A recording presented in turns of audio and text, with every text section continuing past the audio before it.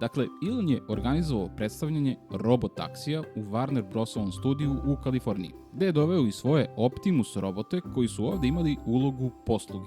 Inače, ovi roboti će u nekom trenutku biti u slobodnoj prodaji za navodno oko $30.000 i moći će da vam šetaju psa, služe goste, iznose kese iz Lidla, bacaju đubre, slušaju vašu senilnu babu, svađaju se s komšijom i uopšte sa njegovom ženom, praktično sve što vam treba. U suštini zamisao je bila da oni pokažu koliko je Teslina robotika napredovala i da impresioniraju prisutne tako što će im dati osjećaj da su došli u nekakvu daleku budućnost. Međutim, svi koji su bili na tom događaju kažu da su roboti bili jadni. Zato što se ispostavilo da prilikom komunikacije sa njima nije korišćena nikakva veštačka inteligencija, već su bukvalno pravi ljudi preko radio veze komunicirali sa gostima.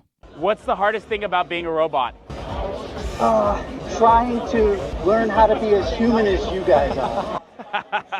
Šta je ovde problem? Doveo si ljude da im pokažeš svoju novu fancy tehnologiju koja će biti primenjena i u automobilu koji predstavljaš večeras i prodaješ ljudima najjadniji šibicarski fazon. U vreme kada je AI tehnologija postala toliko dostupna i može maltene sve, ti nisi uspeo da programiraš robota da priča kako treba i sada treba da ti verujemo da vozila koje nam pokazuješ idu sama, a ne da ih vozi neko preko daljinskog upravljača. I krije se u gepeku auta.